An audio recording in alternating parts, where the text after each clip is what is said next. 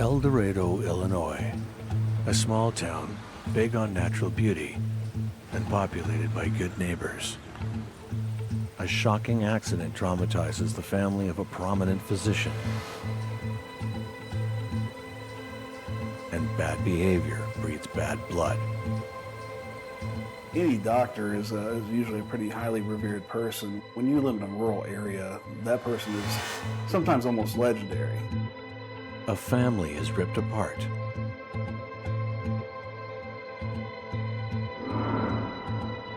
When you can't trust those that are closest to you, small town values turn upside down.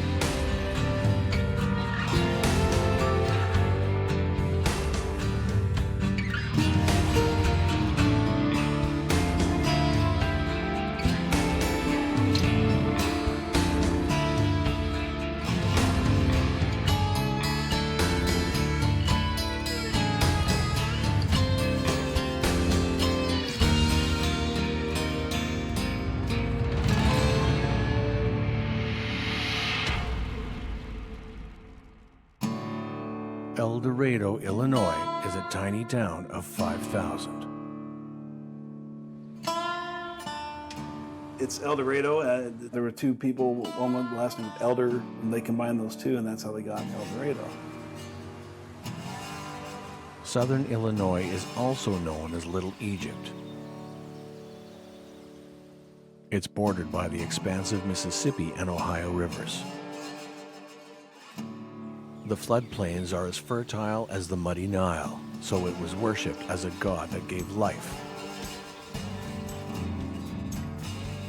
John Dale Cavaness is born here on October 15, 1925, and grows up during the Depression. It's a tough town in a tough time. His father develops the boy's resiliency by encouraging him to fight. But Dale sees the effects of poverty, neglect, and malnutrition, and decides, while just in his teens, to become a doctor. He also has a desire to make money.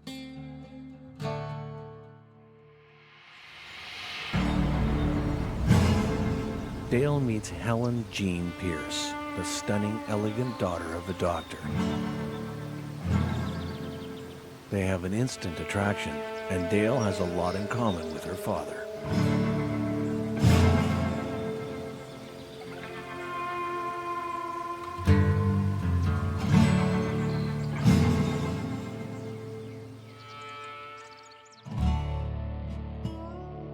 After 2 years in the Navy, he marries Helen, and her father, Dr. Pierce, hints that when Dale successfully finishes medical school, he may get a placement at the hospital Pierce intends to build.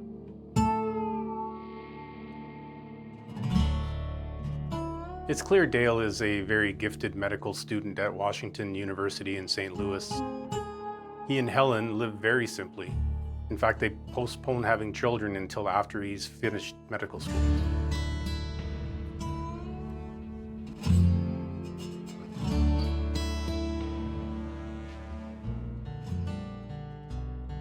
But despite the early promise of their marriage, just 3 years later, Helen surprises friends and family by demanding a divorce.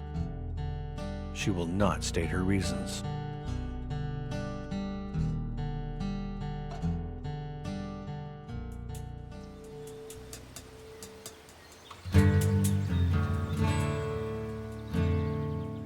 A mutual friend of the couple, Marion Newberry, comforts Dale and soon becomes his new flame.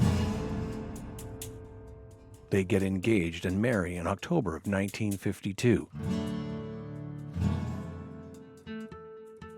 Marion assumes her brilliant husband, who is interning in Baltimore, will aim for a top job on the East Coast. But he announces they're moving just a few miles north of El Dorado. Dale is returning to his rural roots.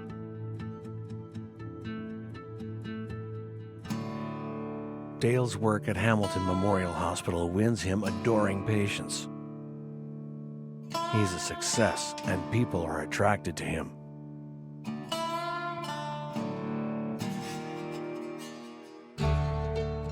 Dr. Dale and his wife Marion have their first son, Mark Dale Cavaness, born on October 15, 1954. Their second child, Kevin Dale, follows in 1956. A third boy, Shawn, in 1962. And then the fourth, Patrick, in 1966. Dale is offered a job in El Dorado by his ex-father-in-law, Dr. Pierce, and Dale accepts. His wife's family blames her for the split. Pierce is delighted by Dale's impressive qualifications for the hospital. Marianne is disappointed in her husband's choice of rural El Dorado, but she follows Dale's career. A doctor of his caliber in a small town is rare. A cult of Dr. Dale grows, and he's almost worshipped like the mighty life-giving Nile. Dr. Dale Cavaness becomes known simply as Dr. Dale in the community. He'll do pro bono work whenever it's needed. He's often seen to be just very compassionate.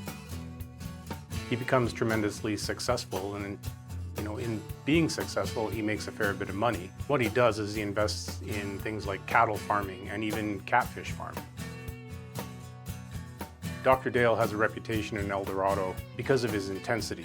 He's seen as someone who can really go from 0 to 60 in an instant. But this is largely accepted because he's so well liked in the community and he's so successful. But on the other side of it, he's also developed a bit of a reputation almost as a ladies' man, if you will.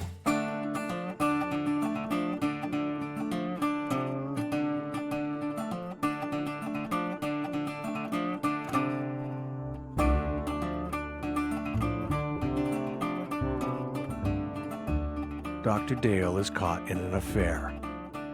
His indiscretion discovered by his wife, Marion.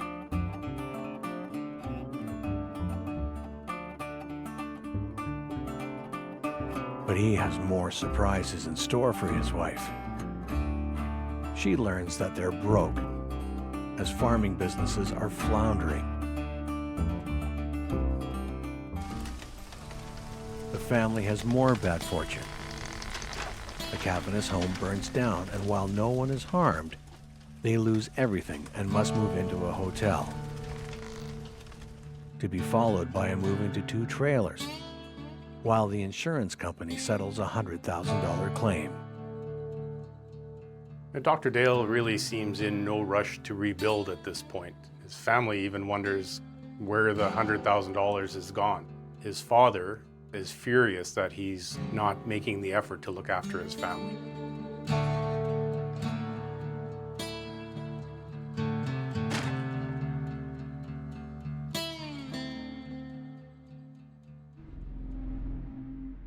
In 1971, Dr. Dale has an accident while driving drunk, and he kills a father and his 10-month-old child. Dr. Dale's sunny future is now in jeopardy.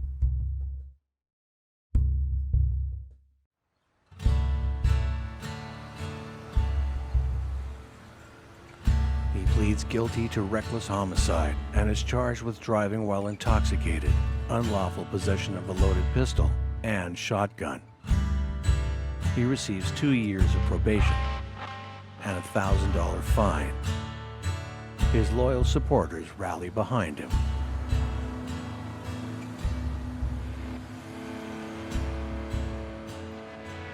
I think he felt like he was mostly above reproach. He thought that if he died, so be it. If someone else died, that's not his problem. He's almost clinical in the way he refers to the accident, as referenced by the fact that he said, well, everybody has to die sometime. You would think that this kind of statement would kill a doctor's career in a small community, but Dr. Dale manages to get past it. Dr. Dale's loyal patients see him more as a victim of unfortunate circumstances than a perpetrator of crime. His reputation is unsullied. But Dr. Dale's second marriage does not survive. Marion moves the boys to St. Louis, and in December of 1971, files for divorce. From secondhand accounts, there were many allegations that he had both physically and verbally abused her, emotionally abused her for a number of years before she finally left him.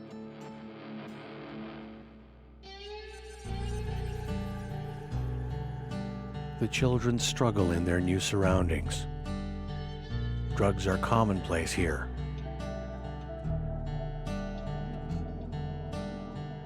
Mark and Shawn, who most favor their father's looks, crave their distant father's approval. Mark drops out of school and goes back to El Dorado to work on his father's catfish farm. 1977. The whole family meet in El Dorado for Easter. But Mark is missing.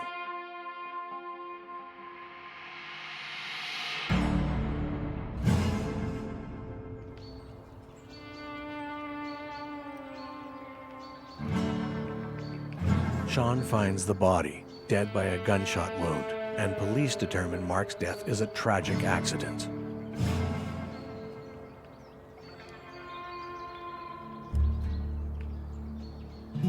Shawn drinks heavily to deal with the trauma and heads out to Oklahoma, but without purpose, sinking deep into alcohol abuse.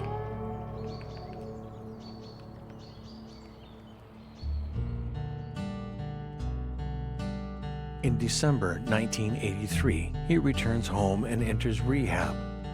Determined to show his independence, he rents an apartment in St. Louis.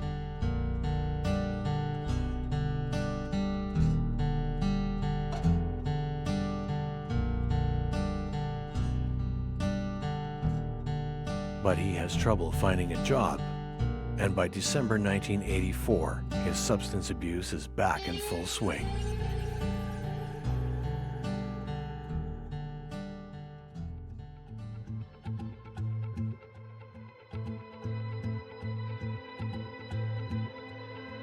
Shawn's neighbors notice a visitor entering his apartment.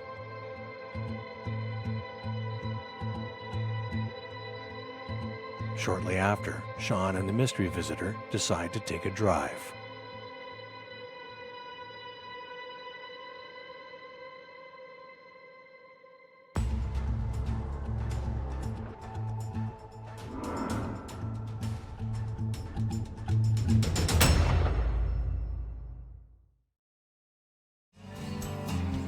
El Dorado, Illinois. Predominantly white, El Dorado has the dubious distinction of being a formerly racially segregated sundown town, where non-whites are not welcome after dark. Dr. Dale tends to the residents of El Dorado, delivering the babies, caring for the seniors, friends, and neighbors at their best and worst moments, and doing so with compassion. But the Cavaness family itself is troubled with affairs.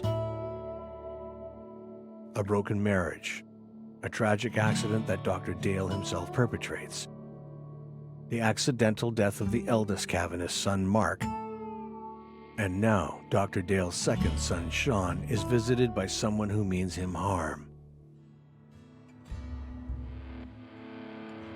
Only 22, Shawn Cavaness has shown no mercy. Murdered in cold blood. 2 shots fired into his body at close range. Who could have hated Shawn Cavaness that much to have murdered him this way?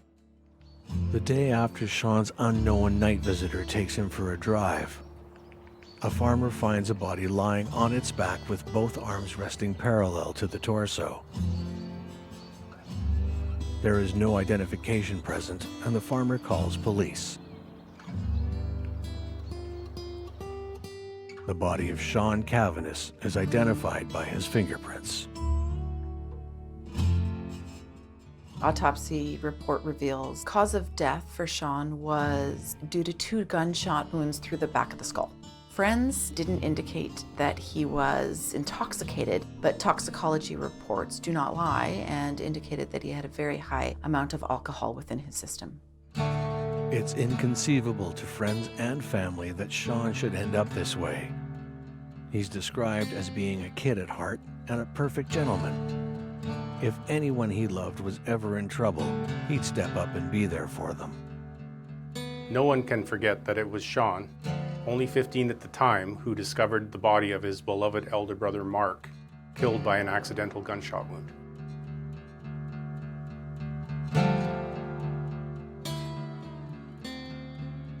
I think there was, scavengers had consumed most of the flesh on the skull, I believe, and some of the vertebrae and arms. Very, very gruesome scene. I mean, any scene like that would be awful, but I think that made it much more so.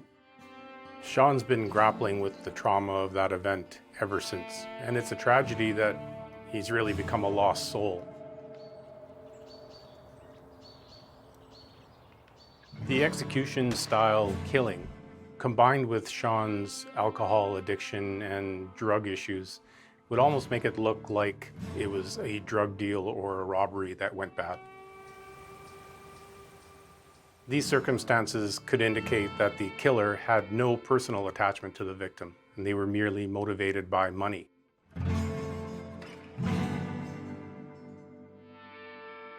What kind of trouble was Shawn in? And who visits him in his apartment that night? At the time of his death, Shawn is dating a young woman, Tina Crowley of St. Louis. Their relationship is getting serious, and shortly before Shawn's death, the two are discussing marriage. Tina reports that it was Shawn's dream to give his dad a grandson to carry on the Cavaness name. This detail seems benign on the surface, but ultimately, investigators will talk to anyone and everyone that was close to Shawn to see if there was a motive.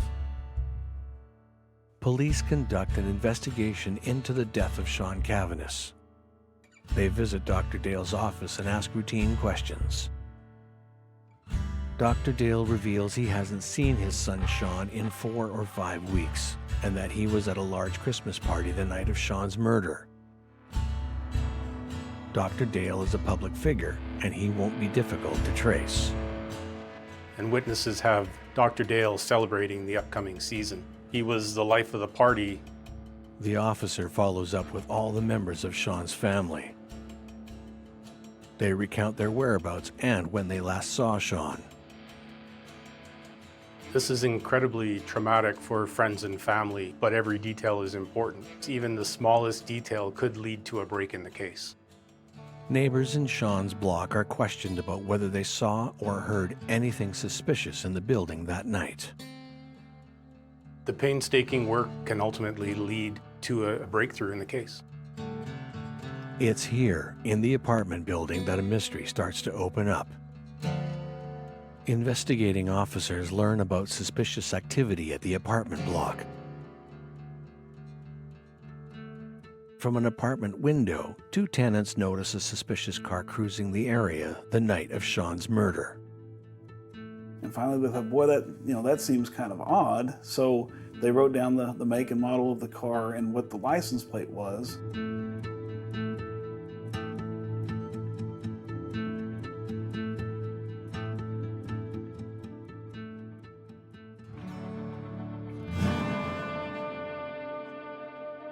The officer gets a match.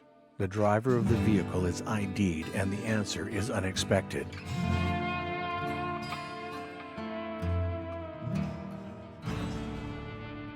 Shawn Cavaness, son of a prominent local physician in El Dorado, Illinois, who has struggled with addiction, is found shot to death execution style.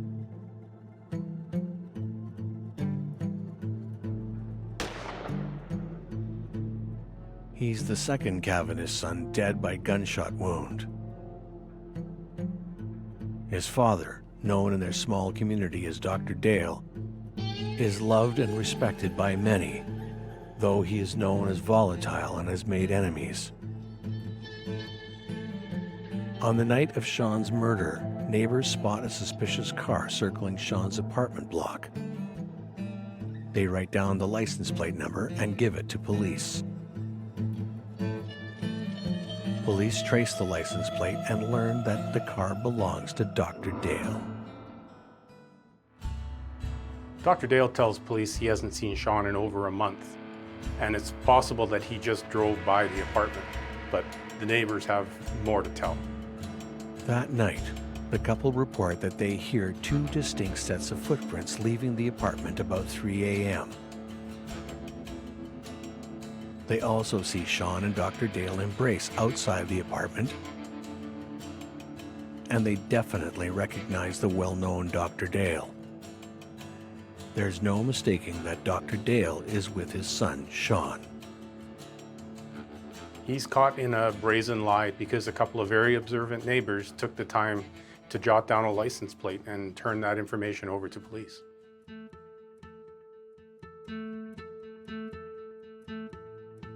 The family reunites to bury Shawn, the second son to die of a gunshot wound. Only this time it's murder.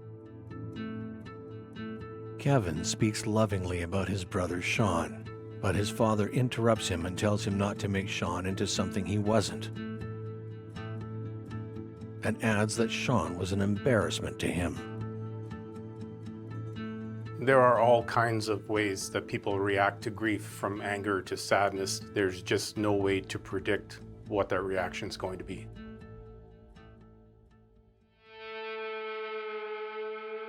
Police tell Dr. Dale about the witnesses who have destroyed his alibi and have him firmly placed with his son Shawn on the night of his murder.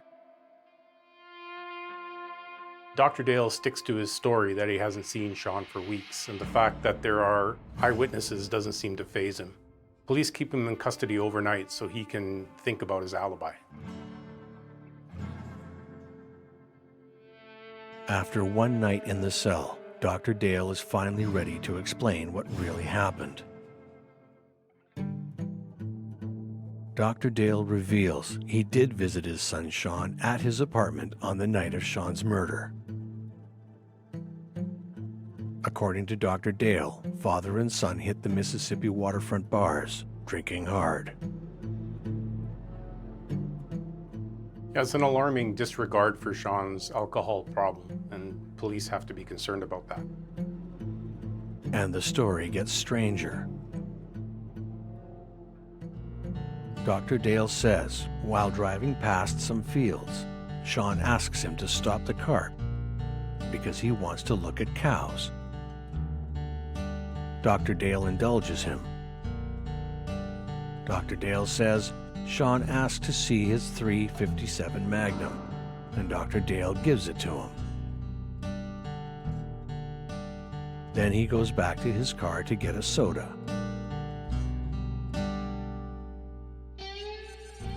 It's then he hears Shawn cry out. According to Dr. Dale, Shawn says, "Tell Mom I'm sorry." He pulls the trigger and shoots himself. That story accounts for one bullet, but not the second. Dr. Dale explains that the idea of Shawn committing suicide would have destroyed his mother, Marion, so he decided to stage a robbery scene.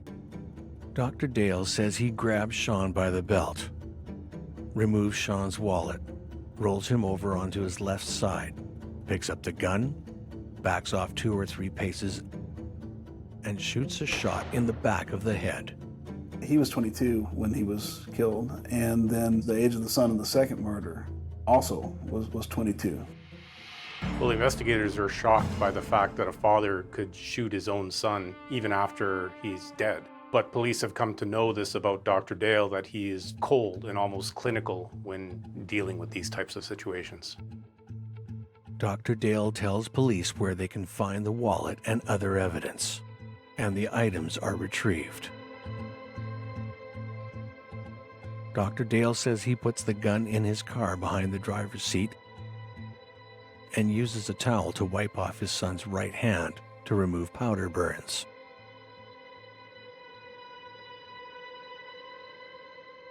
But then an important detail resonates with police investigating the case, and it connects to the death of Dr. Dale's other son, Mark.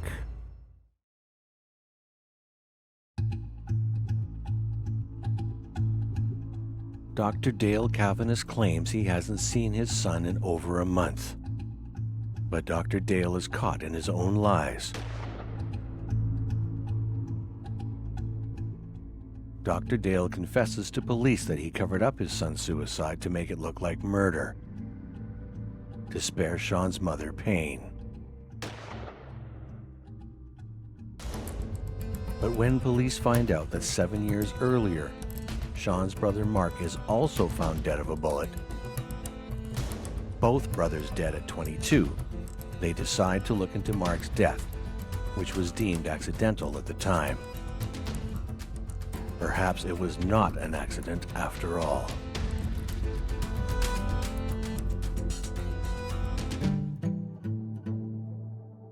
Police call Kevin Cavaness on December 13th to tell him that his brother Shawn has been shot dead. Kevin blurts out that he can't believe the nightmare is happening again. That's not an answer most people would give when they would be told a family member had been shot to death. So that was something that really piqued that investigator's interest. Kevin Cavaness tells police that in 1977, he lost another brother, Mark, to a bullet. Now both brothers are dead. Police decide to look at the case from 7 years earlier when Shawn's brother Mark dies by a gunshot wound. Two brothers die 7 years apart, both age 22, both lost in shooting deaths. Police want to see if they can gain insights into the recent murder by looking at what happened to Mark Cavaness in 1977. Dr. Dale tells the police a bizarre story of a cover-up. But there's another possibility. Dr. Dale is a known philanderer. Rumor is he's had many lovers.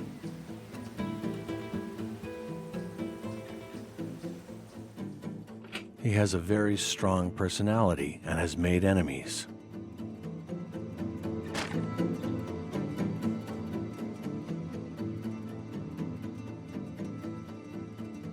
Dr. Dale may have made the wrong person angry. Someone out there could have a grudge against the Cavaness family. Dr. Dale could be hiding someone that no one, as of yet, can imagine. The term Dr. Jekyll, Mr. Hyde is probably overused this day and age, but that was truly a comparison made in news articles at that time. By all accounts, he was very easily angered when he was in a bad mood. The divorce of his parents has a profoundly negative effect on Mark, the eldest son, and he drops out of school. This doesn't go over well with his high-achieving father, who considers him a no-good pot smoker. Dr. Dale's ex-wife Marion has telephone conversations with her ex-husband that are diatribes against Mark. Mark becomes depressed. Still, Mark keeps trying to earn his father's love. After the divorce, Mark moves back home to work for his father and becomes a permanent farmhand at the catfish raising operation. Though some say Dr. Dale treats Mark no better than any hired hand. Still, Mark keeps trying. And he's excited to bring the entire family together again for Easter in El Dorado in 1977.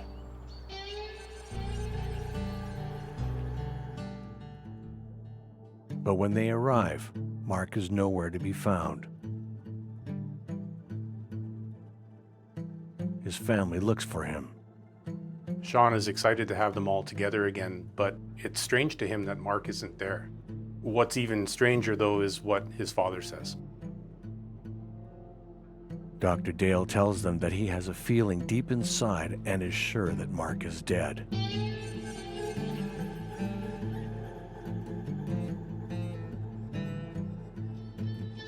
True to Dr. Dale's prophecy, they find the decaying corpse of their eldest brother lying near his truck.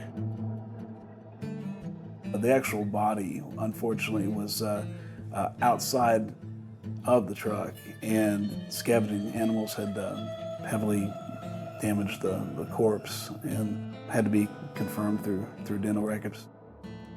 They knew it was him when they found him. Police surmised that Mark took a single gunshot blast to the chest when he pulled the barrel of the gun towards himself.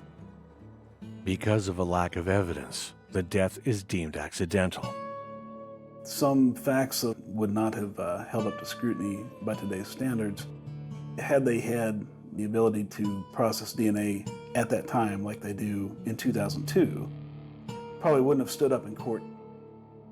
But Kevin argues against the fact that the coroner ruled it an accidental death because Mark was far too experienced with firearms to have ever handled a firearm in that way. However, there's no other theory that could be proven. Just months before Mark dies, Dr. Dale takes out a $40,000 life policy in Mark's name, naming himself as the beneficiary. One of the first things you have to look for in a homicide is always motive. And in this case, there's a clear financial motive for Dr. Dale, who stands to gain $148,000 from Mark's life insurance policy.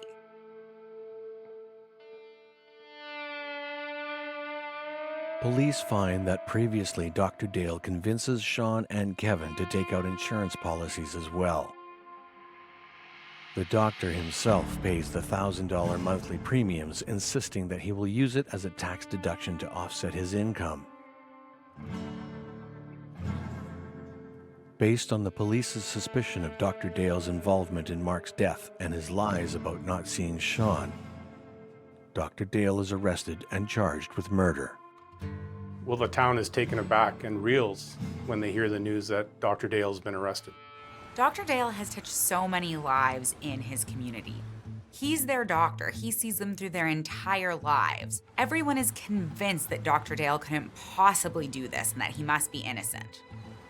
Well, the sense in the community was this was a man who had been framed for murder.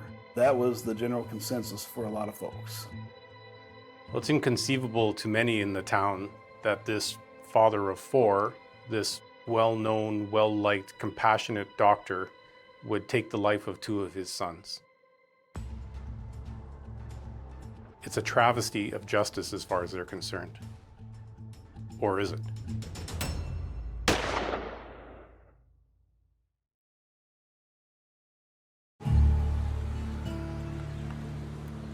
Dr. Dale Cavaness, who has devoted his career to serving his rural hometown of El Dorado, Illinois, is accused of murdering two of his own sons. Years earlier, Dr. Dale's family stand beside him when he is found guilty of reckless homicide, driving while intoxicated, and unlawful possession of a loaded pistol and shotgun. To his loyal patients, Dr. Dale is a victim of circumstance. Now back in court, again, no one can believe Dr. Dale is capable of filicide. His family doesn't want it to be true either. But the time has come for them to share their intimate knowledge of the man so affectionately known to the community as Dr. Dale. The trial for Dr. Dale Cavaness for the murder of Shawn Cavaness begins on July 8, 1985 in St. Louis. Dr. Dale's supporters are there in person for the trial. going to be very hard for the prosecution to convince a jury that a respected citizen such as Dr. Dale would murder his son in cold blood. So what the defense team is going to try to do is highlight that Dr. Dale was an extremely sympathetic and caring father to his son, Shawn, who suffered from emotional problems and addictions issues. The blood splatter indicates that there was no way that he would be able to have the dexterity to give himself a single gunshot wound to the back of the head. The second gunshot wound indicated that it was at least 12 to 18 inches from the body.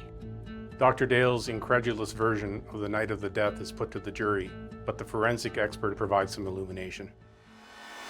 What likely happened was Shawn was unaware of the surrounding environment, perhaps maybe because he was under the influence. A single shot to the head behind him, fell down, and then received another one.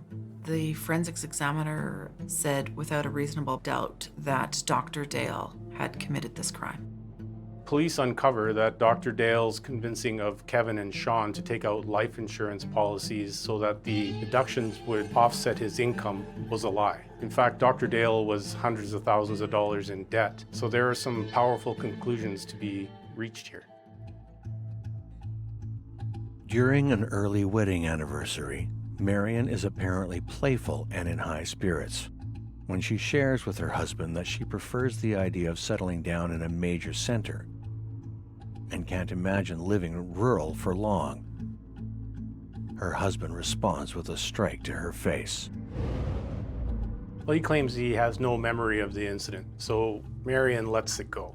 And it makes me wonder about why his first ex-wife wants to keep the details of the divorce a secret.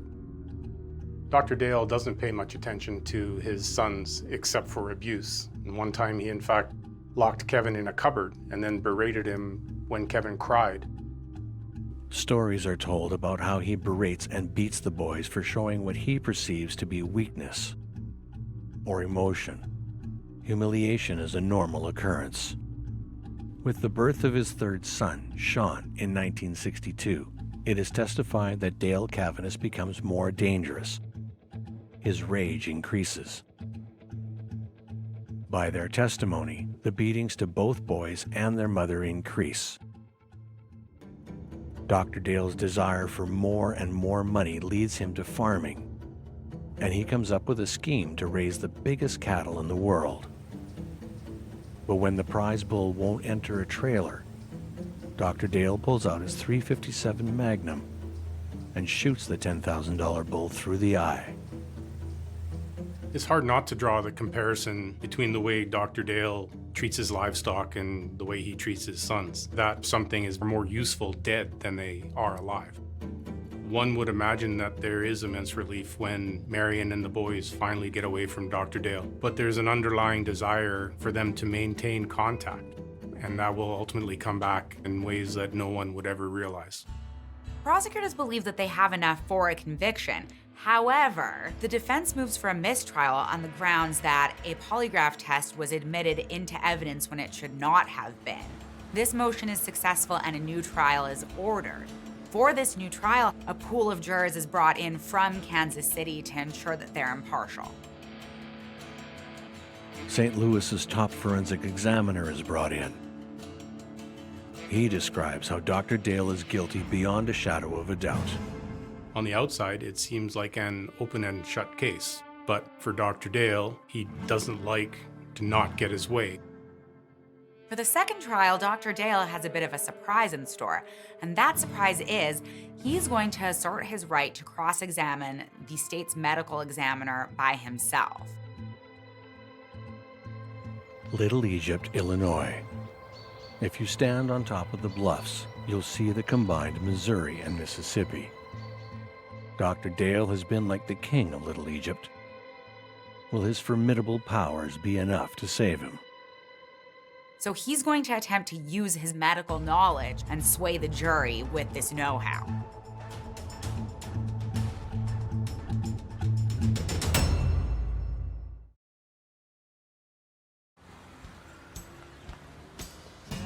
If there's any lingering doubt in the jury's mind about Dr. Dale's guilt, it's destroyed during the cross-examination. Dr. Dale shows no remorse for the death of Shawn, and he's no match for the forensic expert. There was a story, that was one of the top stories, one of the front page lead stories. It was what had transpired in his courtroom proceedings. It seemed like something ripped out of Hollywood to us living in, this rural part of southern Illinois. It takes the jury only 2.5 hours to reach their guilty verdict. Dr. John Dale Cavaness is found guilty of murder and is sentenced to death by the gas chamber. And in fact, when I'd interviewed Jack Nolan, who again was the Illinois State Police lead investigator, he told me that had they had the science and the ability to process DNA at that time, they would have been able to pin him to the first murder. Dr. Dale's supporters appear to be loyal right to the very end, and they doggedly refer to him as a hero, even as he's led away out of the courtroom.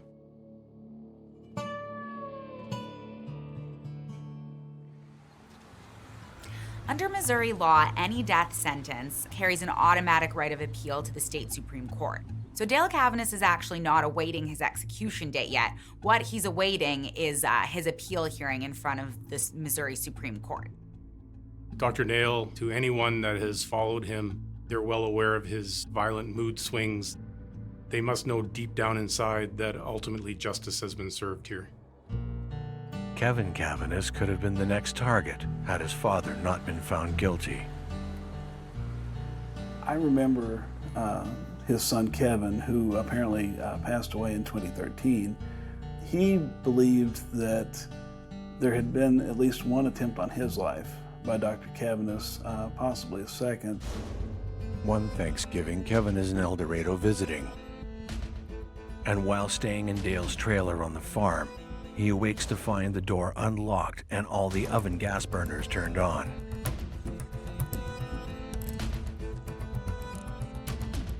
It certainly makes me wonder if he thought, wow, I got off so lightly, I'll bet I could get away with it. And then after the first one, I think that he really thought he could, another time around.